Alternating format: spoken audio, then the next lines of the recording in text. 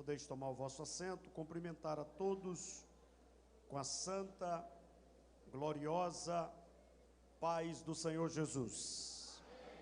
Dizer da minha alegria, da minha satisfação de retornar a esta amada igreja para participar deste congresso de jovens e adolescentes e louvar a Deus pela vida da diretoria, da coordenação deste departamento, desta união, e parabenizá-los pela festa bonita e louvar a Deus pela vida de cada um de vocês que de forma entusiasmada está esta noite prestando um culto de louvor e adoração ao nome do Senhor. Louvar a Deus pela vida do pastor da igreja, meu amigo pastor Lucas, sua esposa, seus filhos. Louvar a Deus pela vida do ministério da igreja, cada obreiro aqui de Sauípe. Louvar a Deus pela vida da cantora, dos nossos queridos jovens ali de Barra do Jacuípe, e a cada um, irmão e irmã, que se reúne neste santuário para adorar a Deus e receber as suas bênçãos. Abra comigo a sua Bíblia no tema que foi escolhido para esta festa. Primeiro livro de Tessalonicenses, capítulo de número 5, versículo de número 23. Primeira carta de Paulo aos Tessalonicenses, capítulo de número 5, versículo de número 23. Todo movimento, a partir de agora, no templo, seja de adoração e reverência. Aqueles que encontraram, dê um sinal. Diz o texto sagrado: e o mesmo Deus de paz vos santifique em tudo, e todo o vosso espírito, e alma, e corpo, sejam plenamente conservados irrepreensíveis, para a vinda do nosso Senhor Jesus Cristo. Permaneça com a sua Bíblia aberta, porém olhe para cá, entende-se melhor quando se olha para quem está falando, e esteja atento à ministração desta noite. Eu gostaria de parabenizar a coordenação e os jovens que escolheram por tema da festa duas doutrinas importantíssimas. Infelizmente, estamos vivendo dias e tempos complicados, e essas duas doutrinas que foram escolhidas por tema, elas têm sido desprezadas. Uma desprezada e a outra deturpada. Quando vocês escolhem este tema, você vai ver que tem alguns pregadores que têm dificuldade de pregar sobre arrebatamento da igreja. Por quê? Porque a nossa geração está sendo formada para ficar na terra. Tudo que está sendo preparado, os louvores, as mensagens, os sonhos, os projetos, as orações até, é para as coisas da terra. Algum tempo atrás, quando você dizia para a igreja, Jesus está voltando, a igreja se alegrava. Hoje o que alegra é Deus vai abrir a porta, Deus vai fazer o milagre, Deus vai te exaltar, Deus vai te honrar.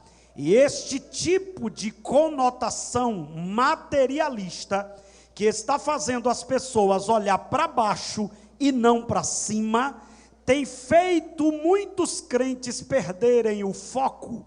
Preste atenção, Deus abre, Deus exalta, Deus faz, Deus faz coisas extraordinárias, mas o principal objetivo de Deus é preparar a sua noiva para o casamento. O principal objetivo de Deus é preparar uma igreja para ser arrebatada. Então preste bem atenção, quando o apóstolo Paulo, na segunda viagem missionária, ele funda a igreja de Tessalônica.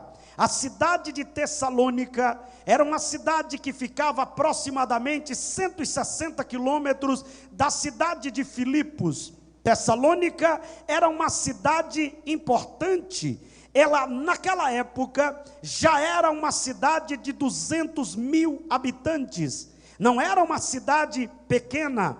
O apóstolo Paulo, quando funda o trabalho em Tessalônica, ele precisa ficar ali pouco tempo, porque a oposição, ela foi muito grande. E o apóstolo Paulo precisou sair de imediato da cidade de Tessalônica. Mas a igreja de Jesus permaneceu, a igreja de Jesus prevaleceu, a igreja de Jesus sobreviveu, a igreja de Jesus avançou, a igreja de Jesus continuou. E isso aqui é muito sério e interessante. Primeiro, quem fundou a igreja de Tessalônica foi Paulo, mas o dono da igreja é Jesus. Quem abriu o trabalho em Tessalônica foi o apóstolo, mas quem mantém a igreja é o dono e o cabeça dela, que é Jesus. Aqui está a resposta para a indagação de muitas pessoas. Às vezes muitas pessoas, os inimigos da igreja pensam: se eu fizer deste jeito, eu travo a igreja, se eu fizer deste jeito, eu barro o crescimento da igreja. A ideia dos inimigos de Paulo, e por sinal os judeus que não acreditavam na mensagem da cruz que Paulo pregava, pensou: se a gente bota ele para correr, a igreja para. Só que só tem um jeito para parar a igreja, é botar o dono para correr, e o dono da igreja, ninguém tem o poder de botar ele para correr, porque a Bíblia Sagrada diz que quando ele morreu na sexta-feira e no domingo de manhã ele ressuscitou, o dono da igreja foi até as partes mais baixas da terra, e chegando lá, ele disse para Satanás: me dá a chave do trono dessa capetada aqui, e me dá a chave da morte. E quando ele ressuscita, ele diz: todo o poder foi me dado nos céus e na terra. O crescimento da igreja não é a oratória de quem prega e nem a perspicácia de quem dirige. O sucesso da igreja é que ela tem o dono, e o dono dela, conforme Isaías, ele é maravilhoso, conselheiro, Deus forte, Pai da eternidade, príncipe da paz. Conforme a Bíblia, ele é o alfa, ele é o ômega, ele é o princípio, ele é o fim. Ele é Jeová Jireh, Jeová Rafa, Jeová Nissi, Jeová Sabaote, Jeová Tsidikeno. Ele é o leão da tribo de Judá, a raiz de Davi. Ele é o Deus, eu sou. O que abre ninguém fecha, fecha e ninguém abre. O que dá e ninguém toma, o que toma e ninguém devolve. Ele é a estrela da manhã que venceu, está sentado no trono, e nesta noite recebe a adoração de quem veio adorá-lo. Aleluia, aleluia, aleluia. Olha para o teu lado e diga para ele: prepara o vaso, porque nessa noite o dono já preparou azeite para derramar sobre este lugar esta noite. Quem sabe, disseram a igreja de Tessalônica, ela parou, mas Paulo sai de Tessalônica. Conforme a Bíblia, Paulo faz 3 viagens missionárias. Ele funda a igreja na segunda, vinda. E depois de muito tempo, ele fica informado do que está acontecendo na igreja de Tessalônica. E o que é que está acontecendo na igreja de Tessalônica? A igreja continua, a igreja avança, a igreja prospera. Aí alguém diz, então é só vitória. Não é não.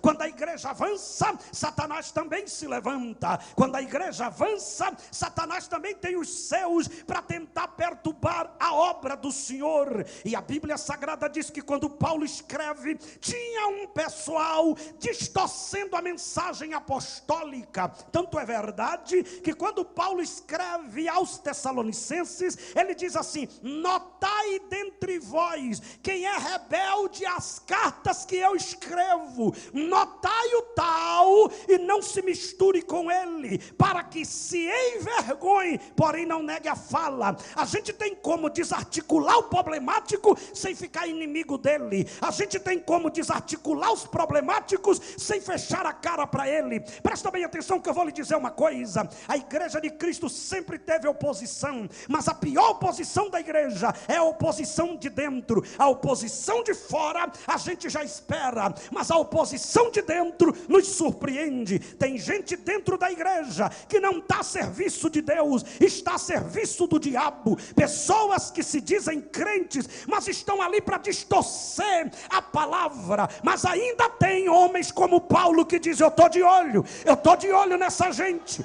eu estou de olho nessa turma que às vezes estão dentro da igreja e em alguns lugares até nos púlpitos da igreja, mas não são igreja, são perturbadores da igreja, são envenenadores da noiva. Mas nesta noite Deus me trouxe aqui para dizer a você: Deus está levantando uma geração que não tem medo de cara feia. Deus está levantando uma geração que conhece Bíblia. Deus está levantando uma geração que não vai viver de oba-oba e que tem compromisso com a doutrina bíblica. Então quem se levantar para atrapalhar vai ter resistência. Vai ter resistência.